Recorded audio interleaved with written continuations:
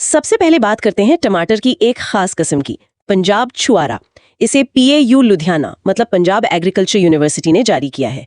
इसका पौधा determinant type का होता है, मतलब उसकी बढ़त एक हद तक ही होती है, पर वो फैलता अच्छा है और शाखाएं भी खूब निकलती हैं। और फल होते हैं पेयर शेप्ड, नाशपाती जैसे दिखते हैं। बीज कम होते हैं इनमें, रंग गहरा लाल, और हाँ, छिलका काफी सख्त होता है। ये सख्त छिलका और कम बीज शायद इसे प्रोसेसिंग के लिए या दूर तक भेजने के लिए काफी अच्छा बनाते होंगे। हर फल का वजन लगभग 40 से 50 ग्राम, और पहली तोड़ाई वो रोपाई के करीब 90 दिन बाद हो जाती है। ये एक हाई यील्डिंग किस्म मानी जाती है, और इसकी कीपिंग क्वालिटी मतलब रखने की क्षमता वो भी कमाल की है।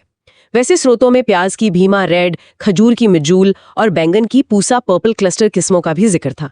काफी वैरायटी है भाई। अच्छा, अब आते हैं खेती के गणित पर। एक सवाल था कि 10 हेक्टेयर जमीन के लिए कितनी यूरिया चाहिए होगी, अगर शर्त यह है कि प्रति हेक्टेयर 150 किलो नाइट्रोजन डालनी है। या सबसे जरूरी बात क्या है, वो ये कि यूरिया में नाइट्रोजन होती है 46%, मतलब 100 किलो यूरिया में 46 किलो नाइट्रोजन। सीधी सी बात। तो 1 किलो नाइट्रोजन के लिए कितनी यूरिया चाहिए? हिसाब लगाएं तो 100/46 किलो। अब 1 हेक्टेयर में चाहिए 150 किलो नाइट्रोजन, तो यूरिया लगेगी 100/46 गुणा 150। ये करीब करीब बनता है 326.086 किलो। तो फिर 10 हेक्टेयर के लिए बस इसे 10 से गुणा कर दीजिए, यानी लगभग 3260.86 किलो यूरिया। जो विकल्प दिए गए थे उनमें सबसे पास का जवाब 3255 किलो था। देखा? अगला विषय है मिट्टी का कटाव, खासतौर पर शीट इरोजन। ये बड़ा ही चुपचाप होने वाला कटाव है, पता भी नहीं चलता कई बार। इसमें होता क्या है कि मिट्टी की जो सबसे ऊपर वाली परत होती है ना, सबसे उपजाऊ, वो पतली चादर की तरह एक समान रूप से बह जाती है। ये अक्सर समतल खेतों में होता है। भारी बारिश के बाद बारिश की बूंदों का जो बल पड़ता है ना जमीन पर, फोर्स ऑफ रेन ड्रॉप्स, उसी से। इसकी चालाकी ये है कि ये एकदम से नजर नहीं आता है, लेकिन धीरे धीरे खेत की जो जान होती है ना, वो फर्टाइल टॉप सॉइल, वो निकल जाती है। और ये बहुत हानिकारक है क्योंकि सबसे अच्छी मिट्टी ही बह गई।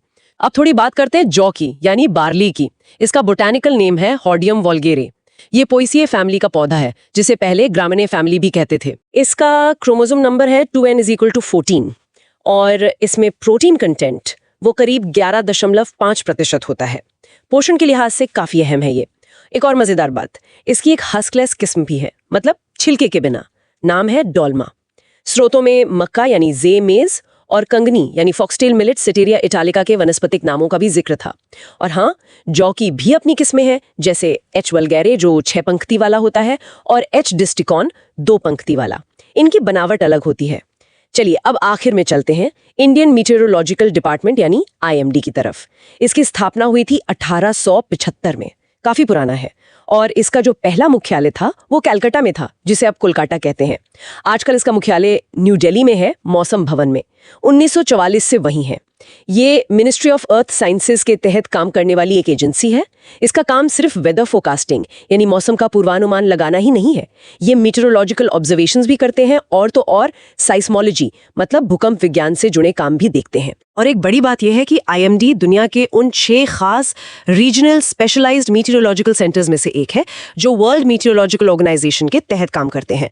और इसकी एक बहुत बड़ी जिम्मेदारी है, जो नॉर्दर्न इंडियन ओशन रीजन है, मतलब उत्तरी हिंद महासागर क्षेत्र, वहां आने वाले ट्रॉपिकल साइक्लोन्स यानी उष्णकटिबंधीय चक्रवातों का पूर्वानुमान देना, उनके नाम तय करना और चेतावनी जारी करना। I got 200 solved agri papers for 398 rupees. Every question has detailed explanations and keynotes.